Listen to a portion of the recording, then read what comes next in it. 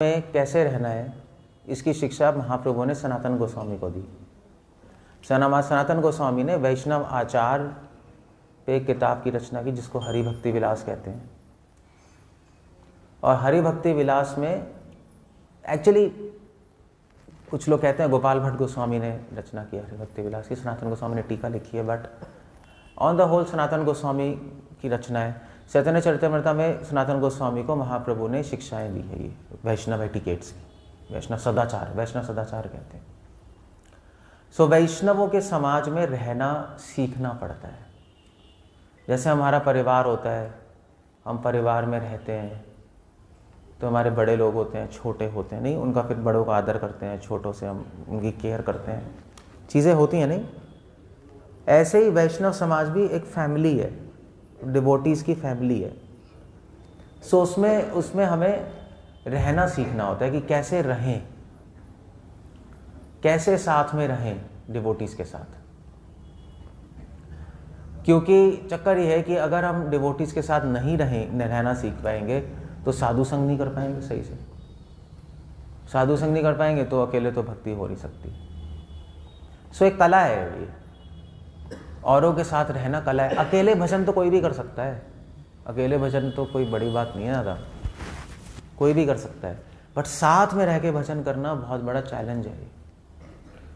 और साथ में क्यों रहना है? साथ में रहना है खुद सीखने के लिए और सिखाने के लिए, दोनों ही चीज़ें हैं।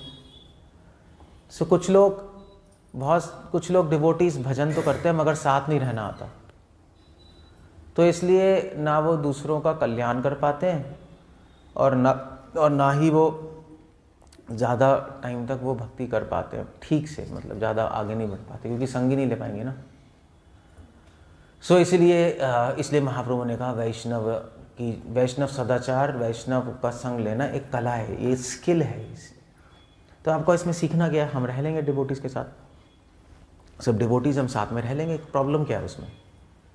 प्रॉब्लम है कि सबकी मानसिकता अलग अलग है, सब अलग अलग सोचते हैं और फिर भी साथ में रहना है, ये प्रॉब्लम है। सो एक तो तरीका है, ठीक है तुम अपना रास्ते चलो, हम अपना रास्ते चलें। मगर वो क्या था, वो था ना, अकेले अगर लकड़ी अकेले होगी तो टूट जाएगी, साथ में होंगे तो माया तोड़ नहीं सकती। सो सबके अलग अलग विचार है, मगर अलग अलग विचारों के साथ भी साथ में रह के माया से लड़ना और भगवान की भक्ति करना, वो एक बहुत बड़ा चैलेंज है। वो चैलेंज है, क्योंकि अगर हमने वो नहीं सीखा साथ में कैसे रहना है अलग अलग विचारों के साथ भी, तो फिर हम भगवान की सेवा अच्छे से नहीं कर पाएंगे। भी प्रचार करने के लिए सबको साथ में तो करना पड़ेगा, अकेले क्या कर लोगे आप, कितना कर लोगे? जैसे मैं हूँ, मैं अकेले क्या कर लूँगा? मैं प्रवचन दे सकता हूँ मगर प्रोग्राम तो नहीं अरेंज कर सकता, उसके लिए फिर फाइनेंस भी चाहिए, लोग भी चाहिए, नहीं 1000 चीज़ें हैं। सो टीम वर्क, इसको कहते हैं टीम वर्क। टीम से काम होता है, अकेले ज़्यादा नहीं कर सकते। अकेले थोड़ा बहुत कर सकते हो आप, 10, 15, 100 लोग, मगर अगर आपको हज़ारों लोगों को पहुँचाना है तो टीम वर्क ही होगा। ऐसे बड़ी बड़ी कंपनियाँ होती हैं, नई कंपनियाँ होती हैं, कंपनी में भी तो साथ में रह के काम करते हैं, सबके अलग अलग विचार हैं, फिर भी साथ में रह के काम करते हैं एक लक्ष्य के लिए। अब कैसे रहें साथ में अलग अलग मानसिकता के साथ, ये बात है। क्योंकि आप कहोगे लड़ाई होती है साथ में रहकर, कोई कुछ सोचता है, कोई कुछ सोचता है, कोई सोचता है। सो कैसे रहें? उस साथ में रहने के लिए रूपा गोस्वामी ने और सनातन गोस्वामी ने हमें कुछ गाइडलाइंस दी, कैसे रह सकते हैं हम साथ में। गाइडलाइंस क्या है? वो गाइडलाइंस हैं कि रूपा गोस्वामी ने एक श्लोक बोला है, क्या है वो? षड्भिर प्रीति लक्षणम, शुरू कैसे होता है? दाति कृणाति गृणाति गुह्यम अकाति पृच्छति भुंक्ते भोजते चैव षड्भिर प्रीति लक्षणम। साथ में रहने के लिए सबसे इंपॉर्टेंट पॉइंट है कि एक दूसरे से प्रीति होनी चाहिए, वरना नहीं रह सकते। क्योंकि फैमिली में भी हस्बैंड वाइफ के विचार अलग अलग होते हैं, बट साथ में रहते हैं क्योंकि आसक्ति होती है। बच्चों के भी अलग विचार होते हैं, आसक्ति होती है। तो जब तक वैष्णवों से हमें प्रीति नहीं है तब तक हम साथ में नहीं रह पाएंगे। लोग कहते हैं भैया मंदिर नहीं आएंगे, आप इतनी प्रॉब्लम है, तो फिर घर में भी तो प्रॉब्लम है, घर में क्यों रह रहे हो? प्रीति होनी चाहिए। अब प्रीति करने के लिए क्या करें? रूपा गोस्वामी लिख रहे हैं, ददाति प्रति गृह्णाति, वैष्णवों को गिफ्ट्स दे, वैष्णवों से गिफ्ट्स अगर वो दे रहे हैं तो स्वीकार करें उसको। तो वैष्णवों को सबसे बड़ा गिफ्ट क्या दे सकते हैं हम? नॉलेज, भगवान की कथा। तो एक दूसरे के साथ बैठ के भगवान की कथा डिस्कस करो, दैट्स वेरी नाइस। नहीं, कितना अच्छा है। तो प्रीति बढ़ती है इससे। भगवान की बातें करें, भगवान की बातें एक दूसरे को सुनाएं। हम जब भी मिले तो एक दूसरे को भगवान के बारे में सुनाए, जो आपने पढ़ा है उनसे सुनो जो भगवान के बारे में पढ़ा है, तो उससे प्रीति बढ़ती है। कुछ देना और कुछ लेना, और कोई अच्छी चीज़ देना। देने में अच्छी चीज़ देते हैं ना, वो गंदी चीज़ थोड़ा ना देते हैं, है नहीं? और लेते भी हम अच्छी चीज़ है। जब हम मिले तो अच्छी चीज़ दें, जब मिले तो बेकार की बातें ना दें उनको। अपना कूड़ा मत दो दूसरों को कि हाँ देखिए हमने सुना था, उससे ऐसा सुना था, ये सुना था। ये तो आपका कूड़ा है, आप क्यों दूसरे को दे रहे हो? वे अभी दिवाली में जब गिफ्ट देते हैं तो क्या देते हैं? मिठाई देते हैं ना। तो ऐसा तो नहीं कि हाँ तो कि आप लोग गिफ्ट में तो कूड़ा पैक करके दे देते हो। कूड़ा पैक करके थोड़ा ना कोई देता है। यहाँ आपके लिए गिफ्ट है, और खोलेगा वो भैया गटर का कीचड़ निकला उसमें। एक बच्चों ने एक मूवी देखी थी, यानी पुष्पक, पता है पुष्पक? सुनी है? यानी वो उसका सीन मुझे अभी तक सबको याद होगा जिसने देखी। तो वो गिफ्ट जाके देता है, फ़ोन अपना बंद करो। फ़ोन बंद कर दिया, दोबारा फ़ोन करेगा वो।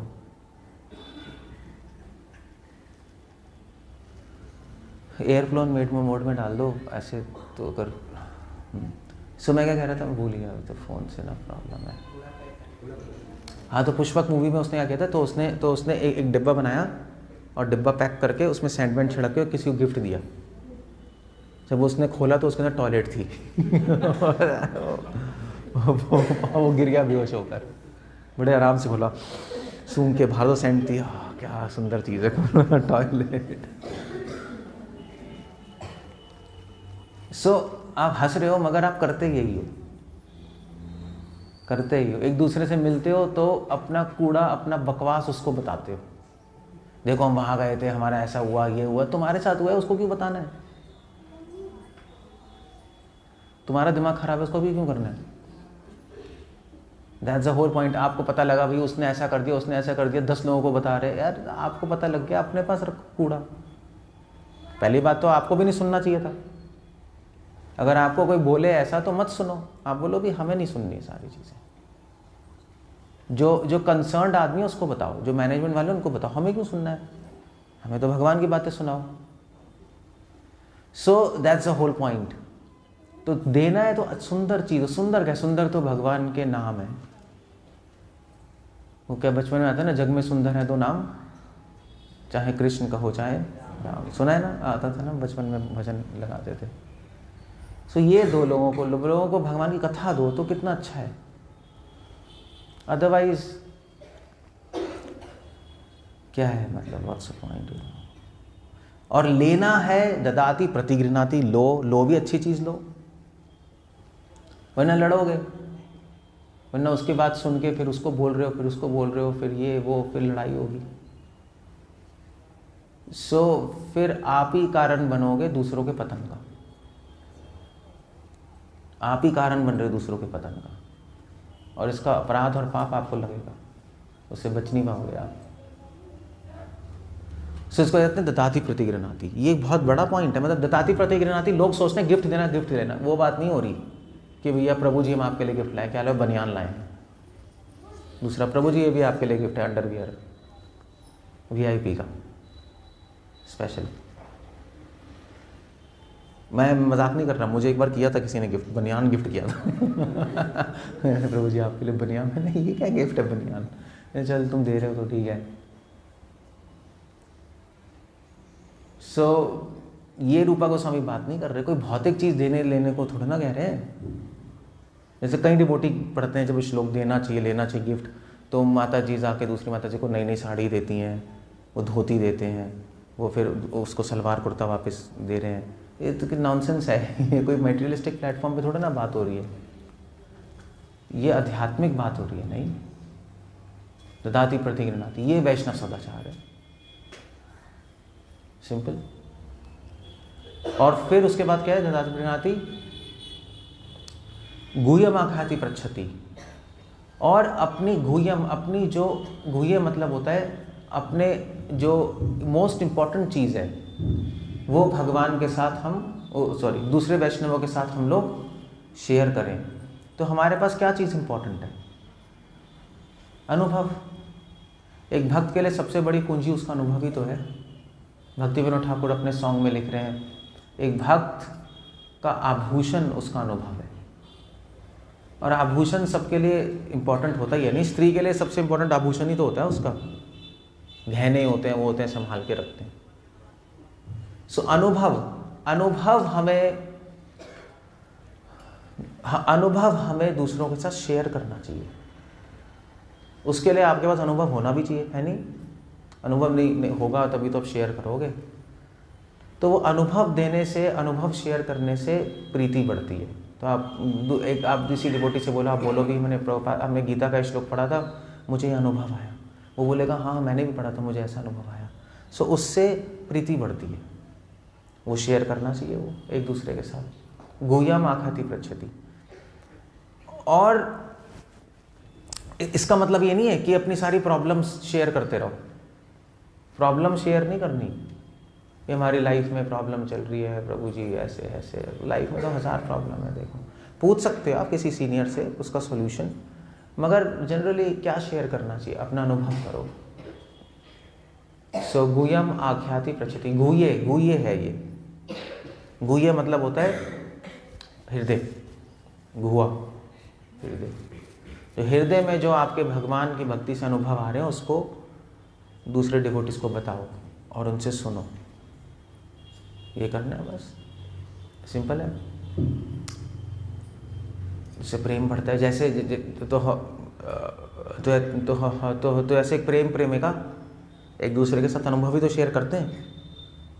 वो प्रेमी कहता है प्रेमिका से, मुझे आज अनुभव आया कि, तो क्या अनुभव आया? मुझे अनुभव आया कि तुझसे सुंदर कोई नहीं है संसार में। उसके लिए कि तेरी आंखें चांद और सूरज की तरह। हाँ ठीक है। तो वो लड़की भी कहेगी मुझे भी अनुभव आया। वैसे तो चलो ये छोड़ो, वैसे कृष्ण भगवान से पूछा था, कृष्ण भगवान इनसे मिले थे। कृष्ण भगवान का एग्जाम्पल लेता हूँ। कृष्ण भगवान मिले मुखरा से। मुखरा पता है कौन है? श्रीमती राधा रानी की सास ना? नहीं, मुखरा क्या कह रहा हूँ, जटिला कुटिला। हाँ जटिला ही है, हाँ वही है। ये ना पता नहीं क्यों बोलते हैं झारखंड में, ना क्यों बोलते हैं, हाँ क्यों नहीं बोलते, पता नहीं, ये मिस्ट्री है वैसे, पता नहीं क्यों ना बोलते हैं। सो जटिला कुटिला, तो जटिला एक दो कृष्णा जटिला से मिले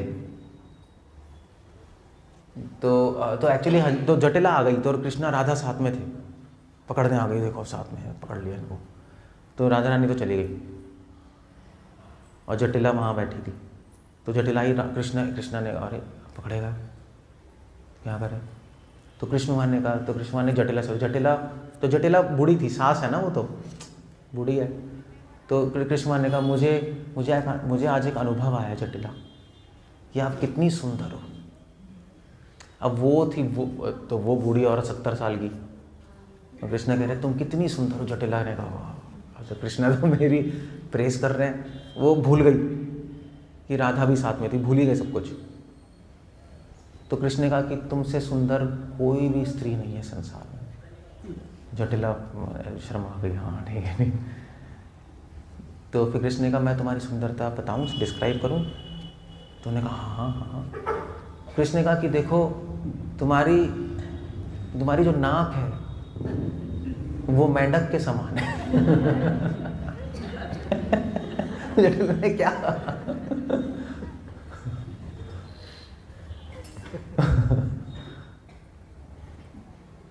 और जो तुम्हारी आंखें हैं वो चूहे के समान हैं और तुम्हारे कान इतने सुंदर हैं कि बिल्कुल बैंगन की तरह वो पागल हो गए। बहुत इंटरेस्टिंग सीन था ये। नेक्टर भक्ति रसन सिंधु में प्रभुपाद कोट कर रहे हैं ये फास्ट टाइम। सो चलो ये तो दूसरा अनुभव है। बट तो अनुभव क्या होता है, जब अनुभव एक दूसरे से शेयर करते हैं तो वो हृदय की बात होती है, तो उससे प्रेम बढ़ता है। अगर अनुभव अच्छा है उसके लिए तो भगवान के बारे में बात कर रहे हैं ना हम तो। सो इसलिए अनुभव शेयर करना चाहिए, दैट्स द होल पॉइंट। उससे प्रेम बढ़ता है, प्रीति बढ़ती है।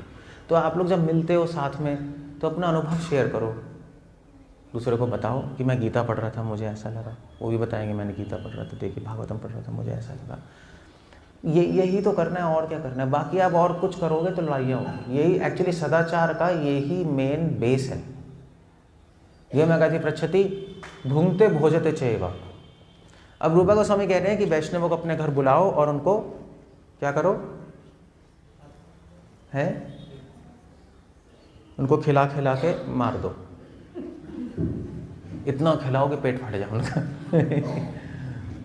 और दूसरे वैष्णवों के घर जाओ और घर घर जाके खाते रहो और मजे करते रहो। होता है ऐसा, कई ब्रह्मचारी से उन्होंने, जैसे ब्रह्मचारियों ने टीम बना रखी होती है 2-3 जनों ने, तो वो हर घर घर ट्रैवल करते रहते हैं, घर घर जाते रहते हैं, थोड़ा बहुत कीर्तन किया, प्रसाद खाया, सोए, फिर 2-3 दिन बाद आगे निकल गए, फिर वहाँ पे भी रहे, खाया पिया, आगे निकल गए।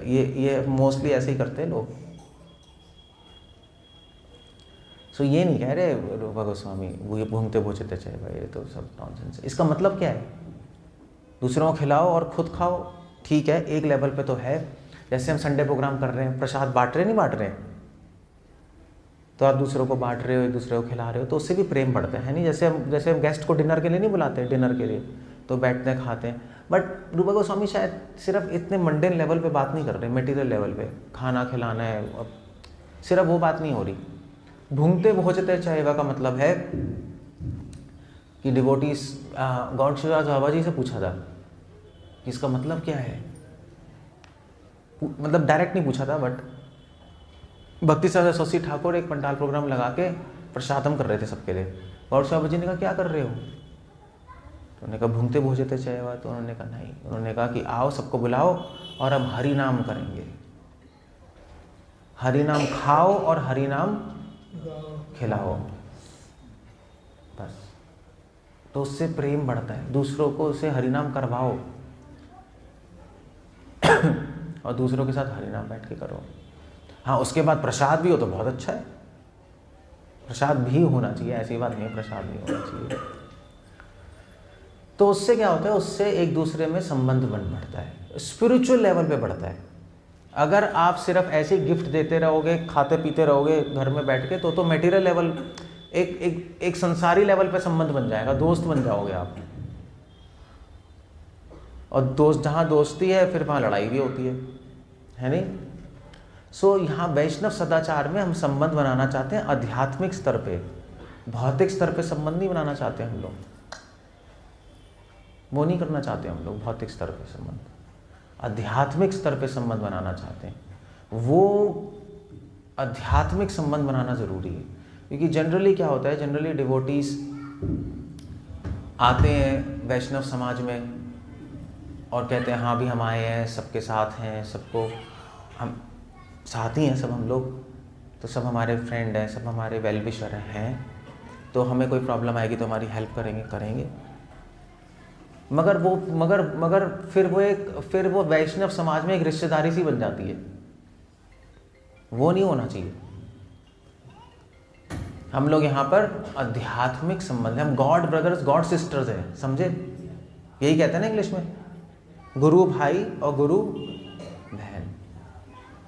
बहन भाई नहीं है हम लोग, गुरु बहन और गुरु भाई है, वो समझना जरूरी है। सेंटर में गुरु है। वैसे तो हिंदी में गुरु बहन गुरु भाई कहते हैं, इंग्लिश में गॉड ब्रदर गॉड सिस्टर कहते हैं। हिंदी में गुरु नहीं है, गॉड ब्रदर गॉड सिस्टर। तो हमारे संबंध के बीच में कृष्णा है, अगर आप संबंध के बीच में से कृष्णा हटा दोगे तो सब बेकार हो जाएगा, सब खराब हो जाएगा सब। फिर कभी लड़ाई होगी, कभी दोस्ती होगी, यही चलता रहेगा बस, कभी अच्छे लगेंगे कभी बुरे लगेंगे। तो ये वैष्णव सदाचार करने की टेक्निक है। मगर वैष्णव सदाचार में एक और चीज़ होती है, जब हम साथ में रहते हैं तो मर्यादा भी होती है। मर्यादा होती है कि जो सीनियर्स हैं हम उनका रिस्पेक्ट करें, आदर करें। अब सीनियर डिवोटी कौन है? सो सीनियर डिवोटी कौन है? सीनियर डिवोटी वो है जो कि दो चीजें हैं, या तो एज से बड़ा है, एज अगर बड़ी है तो सीनियर ही मानते हैं उनको।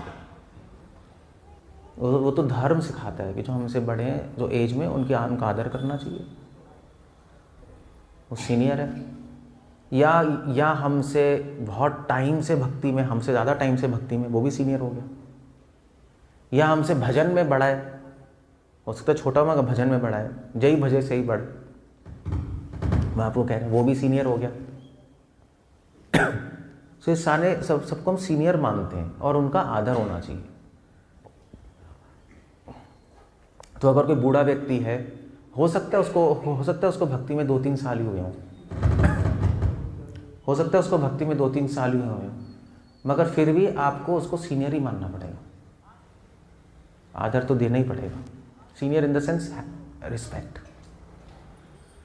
सो बड़ों का, जो सीनियर है हमसे, उनका हम आदर करें। जो सेम है लोग, उनसे दोस्ती करें नहीं, और जो हमसे छोटे हैं उन पे कृपा करें। प्रेम मैत्री कृपा उपेक्षा, यही है ना, प्रेम मैत्री कृपा, 3 चीज़ें। सो इस तरह से मर्यादा होती है भक्ति में, वो मर्यादा का पालन करना बहुत ज़रूरी है, और वरना अननेसेसरी अपराध होते हैं। जो हमसे नीचे लोग हैं उन पे हम कृपा करें, ये बहुत ज़रूरी है। जो जनरली क्या होता है, जनरली उल्टा होता है। जब हम साथ में आते हैं, जो हमसे ऊपर होता है उनसे द्वेष होता है,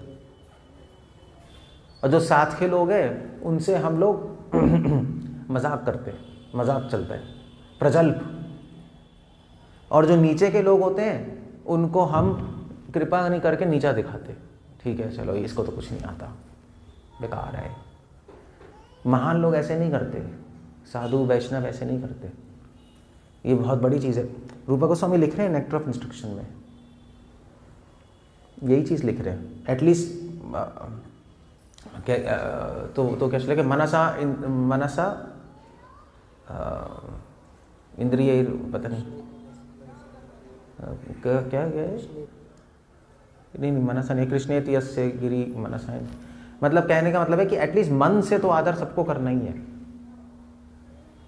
मगर आदर करने का ढंग अलग है।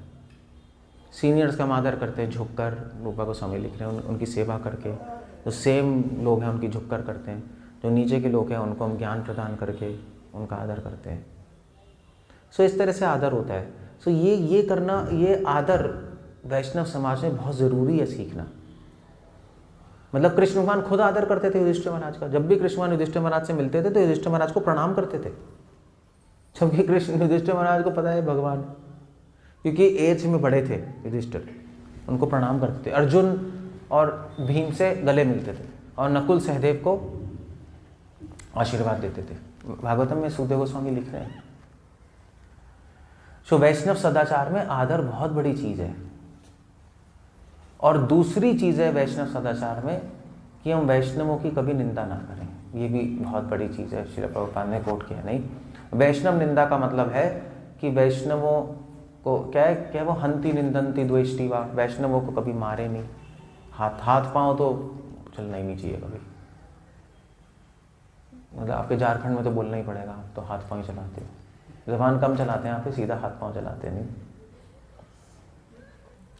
मतलब सीधा हाथ पांव, कोई थोड़ा सा कुछ हो गया तुझे फोड़ दूंगा, ये मतलब हमारे यूपी में पता क्या बोलते हैं, हमारे यूपी में कहते हैं, हमारे यूपी में किसी लड़ाई हो जाए ना सड़क पे तो कहते हैं देख लूंगा तुझे, ऐसे ही कहते हैं ना देख लूंगा। यहाँ पे कहते हैं फोड़ दूंगा सीधा, देखूंगा अभी नहीं पहले तुझे।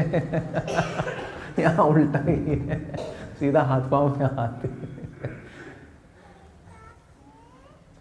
अजीब है झारखंड। या वैष्णवों के फैमिली में हाथ पांव तो चलने नहीं चाहिए। हंती निंदंती, निंदा नहीं करनी वैष्णवों की निंदा। द्वेष्टि, वैष्णवों से द्वेष नहीं करना चाहिए, चलो ये तो समझ आता है। मगर वैष्णव अपराध में 3 चीज़ें और आती हैं। न हृष्यंती, वैष्णव को देख के खुश नहीं होना, वो भी अपराध होता है। ये बड़ा अजीब सी बात है नहीं, थोड़ा अजीब सा ही है, बट जो भी वैष्णव जिसके माथे पे तिलक है, खुश तो होना ही चाहिए। ठीक है, आफ्टर ऑल वैष्णव है। हाँ, वो बात है हम उससे बात नहीं करें या उसके साथ ज़्यादा बात नहीं करें, अगर हमें पता है कि वो उसका स्टैंडर्ड ठीक नहीं है। कहीं हम गए मंदिर में, हमें पता है स्टैंडर्ड ठीक नहीं है, तो ठीक है, ज़्यादा बात मत करो। बट एटलीस्ट इस बात की खुशी तो होनी चाहिए कि चलो ये व्यक्ति किसी तरह भगवान की शरण में आ गया।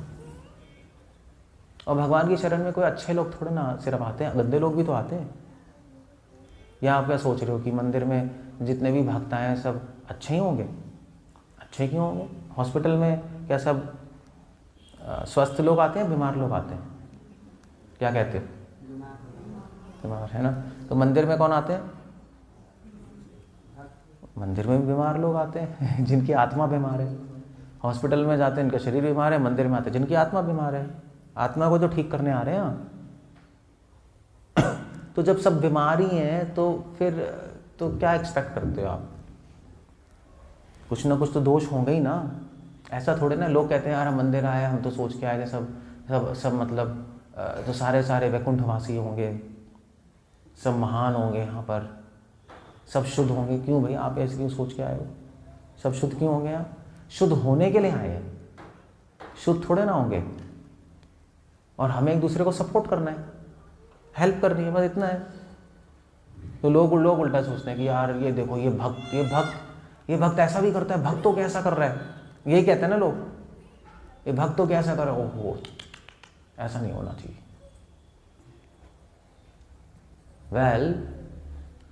आप बेवकूफ हुआ। वो उल्टा सोचना चाहिए, भक्त तो कैसा कर रहा है नहीं सोचना चाहिए, ये ऐसा कर रहा है और फिर भी भक्त है, ये सोचना चाहिए। वो एक कहानी नहीं है, तो एक मंदिर में एक व्यक्ति गया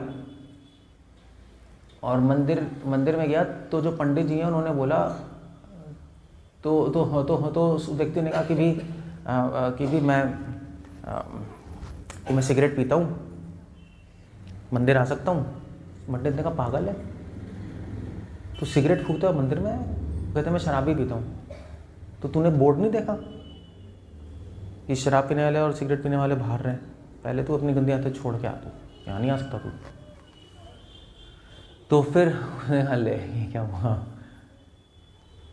तो फिर वो दूसरे दिन गया, फिर उसने पंडित जी से पूछा कि पंडित जी मतलब तो मतलब अपना भेष बदल के दूसरे दिन गया। दूसरे दिन पूछा कि पंडित जी मैं मंदिर आ सकता हूँ? उसने कहा क्यों नहीं आ सकते, आ सकते हो, सभी के लिए आ सकते हैं। तो उसने कहा कि मगर पंडित जी मेरी एक गंदी आदत है सिगरेट और शराब की, क्या वो छूट जाएगी मंदिर आने से? उन्होंने कहा बिल्कुल छूट जाएगी आया करो समझ रहे हो? उसने कहा ले कल तो आपने कहा था कि तू सिगरेट शराब पीता है, यहाँ पे कैसे आ रहा है गंदा आदमी? आज कह रहे तू आ सकता, छूट जाएगी। ये क्या उल्टी बात है? समझ रहे हो? तो देखने का ढंग अलग होता है। कहते हैं ये भक्त है, इसमें ये भक्त है फिर भी ये ऐसे कर रहे हैं, गंदी आदतें, भक्त कैसे है, यहाँ पे क्या कर रहा है? ये पागल है, उल्टा सोचना चाहिए। ये गंदा है फिर भी भक्ति कर रहा है तो ठीक हो जाएगा भगवान की कृपा से। और भगवान, तभी तो भगवान उसको रख रहे हैं अपने पास, ठीक करने के लिए तो रख रहे हैं, है नहीं? तो जब भगवान रख रहे हैं उसको, तो हमारा कर्तव्य उसको सपोर्ट करना, उसकी हेल्प करना ठीक होने में, है नहीं? ऐसे तो करोगे। अगर आप किसी हॉस्पिटल में जाओ, हॉस्पिटल में आपको कोई संबंधी है, मिलने गए, पेशेंट है, ठीक है, तो वहाँ पेशेंट है तो डॉक्टर आया, डॉक्टर कहेगा चलो हम ठीक कर रहे हैं, ट्रीटमेंट कर रहे हैं, सही है, ये हो जाएगा। तो आप क्या करोगे? तब जाओगे, आप कहोगे कितना बीमार है, मर जा तू यार, तेरा फ़ायदा है क्या जीने का, तूने इतना तंग किया मुझे पूरी जीवन। जब हॉस्पिटल में डॉक्टर ने ले लिया, डॉक्टर ट्रीट कर रहा है, तो हमारा जब हम मिलने जा रहे हैं हम क्या करते हैं, हम हौसला ही तो देना चाहते हैं लोगों को, हौसला कम करने थोड़ा ना चाहते हैं उसका। यही है ना, कहते हैं हाँ चलो ठीक हो जाओगे तुम, कोई नहीं। 10 लोग मिलने आते हैं, हौसला देने जाते हैं, तो हमें दूसरों का हौसला बढ़ाना चाहिए। कृष्णा डॉक्टर है, वो पेशेंट है, आप हौसला बढ़ाओ, हाँ ठीक हो जाओगे, कोई प्रॉब्लम नहीं है। ये नहीं अरे गंदा है, बकवास है, ये देखो इसने ऐसा कर दिया, ओ इसने ऐसा कर दिया, ओल ले। दूसरा भी कहेगा इसने ऐसा कर दिया, ओल ले। मतलब वो ऐसा कह रहे, वो ऐसे कह रहे हैं जैसे कि वो खुद नहीं कर सकते ऐसा। सब ठीक है, चीज़ें होती हैं, हमें फॉरगेट एंड फॉरगिव। सुना है हिंदी में, सॉरी इंग्लिश में, हिंदी में कैसे कहेंगे? फॉरगेट फॉरगिव का कोई मुहावरा है? फॉरगेट फॉरगिव हिंदी में कहते हैं कि अगर किसी की गलती कर दी तो उसको फॉरगेट फॉरगिव मतलब भूल जाओ और माफ़ कर दो और भूल जाओ। फॉरगिव एंड फॉरगेट उल्टा है, माफ़ कर दो और भूल जाओ, उसको हौसला दो, आगे बढ़ाओ बस। ऑफ कोर्स अगर कोई आपके पास सॉल्यूशन है तो सॉल्यूशन दे दो, ठीक है चलो ऐसा भी कर सकते हैं, ऐसे ठीक हो जाए, जो भी है बस। और क्या है, ये वैष्णव एटिकेट है। न हृष्यति, वैष्णव को देखे खुश नहीं होना।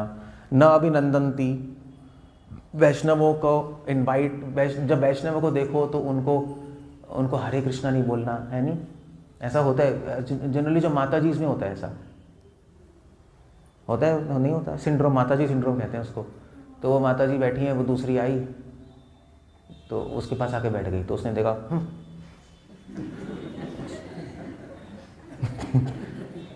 तो कुछ हरे कृष्णा नहीं, वो तो या वो कुछ माता जी करती हैं, कहती हैं कि वो जिसको ऐसी माता जी इसमें ज़्यादा ही होते हैं ना, द्वेष थोड़ा लगता नहीं है मगर होता ज़्यादा है, शक्ल से नहीं लगता। मैं नहीं कह रहा, शास्त्र कह रहे हैं 19 गुना ज़्यादा द्वेष होता है मेल से, 19 गुना ज़्यादा। सो एक माता जी मुझसे कह रही थी कि देखो मैं तो उसको दूसरी माता जी से बहुत खुंदक थी, तो वो मुझसे कह रही थी कि प्रभु जी जब भी वो प्रोग्राम में आती है मैं उसको ऊपर से नीचे देखती हूँ और मेरा खून जल जाता है। मैं क्या तो मैंने कहा भाई पहले ही तेरा खून कम है और जला के अनीमिया हो जाएगा, हीमोग्लोबिन कम हो जाएगा। तो ऐसा भी है, देख लो आप, देखो आप क्या है फिर बताओ। सो न अभिनंदनती, कोई वैष्णव आया, आप चाहे कितना ही उसको लाइक नहीं करते फिर भी उसका अभिनंदन तो करना ही चाहिए, हरे कृष्णा बोल के उसको आराम से ग्रीट करना चाहिए, समझे? क्योंकि आफ्टर ऑल चांद पे बहुत सारे धब्बे होते हैं मगर फिर भी वो चांद है नहीं। कभी लोग चांद का ही तो कंपैरिजन देते हैं, है ना, देते हैं ना, तेरा चांद सा मुखड़ा है, कहते नहीं है? ये तो सॉन्ग भी था, सॉन्ग था ना, पिक्चर का सॉन्ग है ना, तेरा चांद सा मुख, क्या था सॉन्ग, मैं भूल गया। हाँ, मेरे सामने वाली खिड़की में, हाँ ये था, बचपन में बहुत फेमस था इसलिए मुझे याद है, बहुत ही फेमस था, बच्चे गाते थे, मेरे सामने वाली खिड़की में एक चांद सा मुखड़ा रहता है। फिर पता नहीं क्या था, उसके बाद क्या था, मैं अपनी मेमोरी टेस्ट कर रहा हूँ, भूल ही गया मैं। क्या है, किसी को पता है? अफसोस ये है कि वो उखड़ा रहता है। हाँ, अफसोस है कि वो उखड़ा रहता है। हाँ ठीक है, इंटरेस्टिंग सॉन्ग था। मैं इसलिए बता रहा हूँ, पहले के सॉन्ग फिर भी कुछ सेंस थी, नहीं आज के सॉन्ग तो सेंसलेस है। नहीं आज के गाने तो पता नहीं, मैं सुनता नहीं, बट सेंसलेस है सब, पता नहीं क्या चलता रहता है। बट अब पुरानी मूवी देख लो, हमेशा सुंदरता को चांद से कंपेयर किया गया। कवियों ने हमेशा सुंदरता को या तो गुलाब से किया है, चांद से किया, आप देख लेना। मगर कभी लोग ये भी कहते हैं कि चांद से उसका मुखड़ा की तुलना की है, बट चांद पे तो कई धब्बे होते हैं, तो चांद से क्यों की है? चांद पे कितने ही धब्बे हैं, बट फिर भी चांद की जो रोशनी, चांदनी है, वो धब्बे रोक नहीं सकते।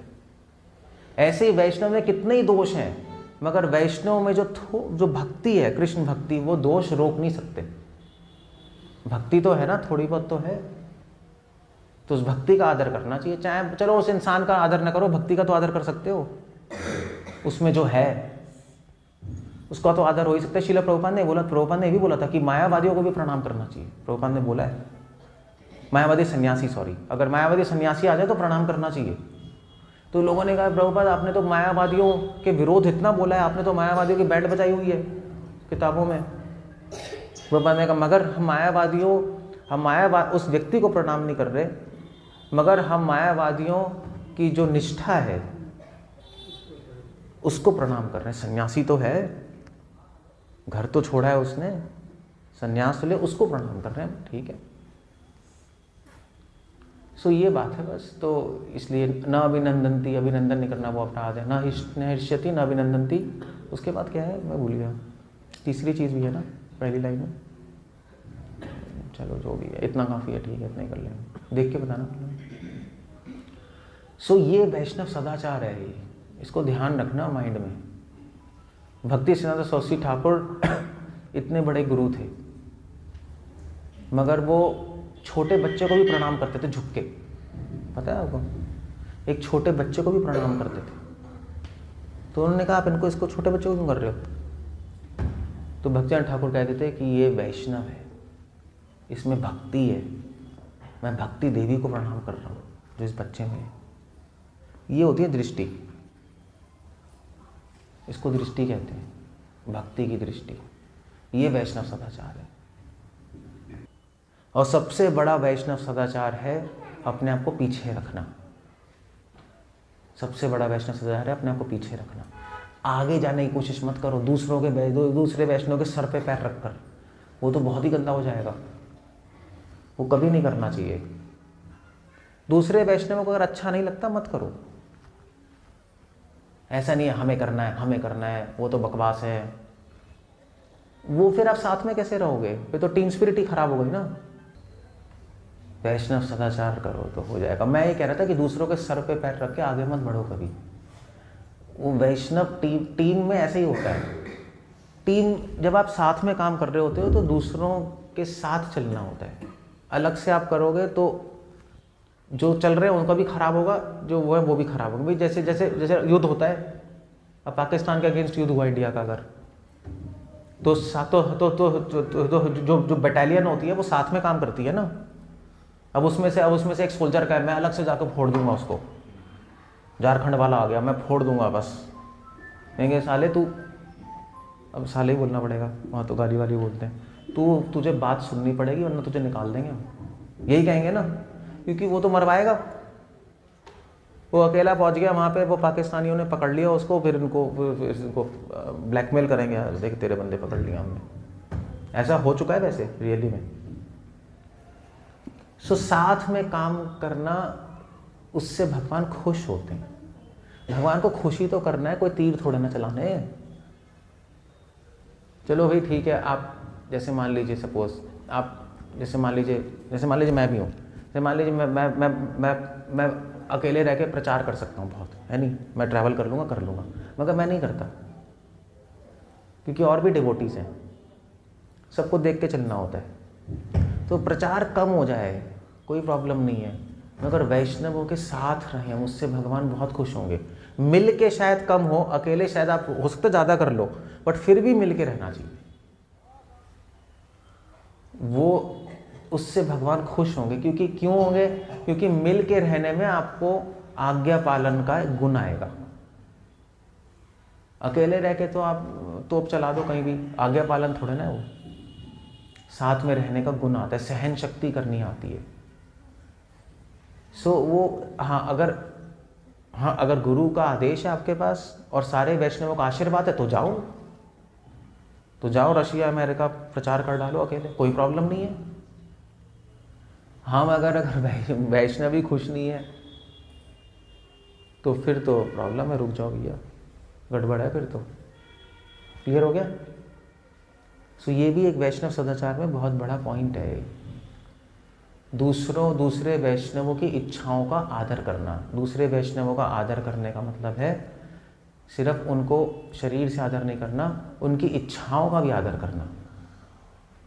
अगर उनकी इच्छा नहीं है तो ठीक है, कोई प्रॉब्लम नहीं है, हम अपना रहेंगे, ठीक है, दैट्स ओके। ये सब वैष्णव सदाचार है। तो इस तरह से हम साथ में रहते हैं, करने की कोशिश करते हैं, बट फिर भी वैष्णव में लड़ाई होती है। लड़ाई इसलिए होती है क्योंकि उनको वैष्णव सदाचार आता नहीं है अच्छे से, फिर लड़ते हैं, फिर बस यही चलता रहता है। तो वो एक, चलो दूसरे ना सीखें, हम तो सीख जाएं, हमें दूसरों से क्या लेना देना, हम तो सीखें ना, हम तो जितना कर सकते हैं सही से करें, भगवान खुश होंगे। और ओके, ये वैष्णव सदाचार है। और बहुत सारी चीज़ें हैं बात, मतलब वैष्णव सदाचार में तो लोग बताएंगे तिलक कैसे लगाना है नहीं, कंठी कैसे पहननी है, धोती कैसे पहननी है, वो सब मैंने नहीं बताया, वो सब आप उसमें परफेक्ट हो आप, नहीं तिलक लगाने में, धोती पहनने में, वो तो कोई पॉइंट नहीं है। जो मैंने बताया वो बेस है वो वैष्णव सदाचार का। अगर आपने ये चीज़ पकड़ ली तो आप दुनिया में कहीं भी रह सकते हो भक्तों के साथ, कोई प्रॉब्लम नहीं है। कुछ पूछना है, कुछ कहना है, you can ask me, otherwise Hare Krishna. Srila Prabhupada की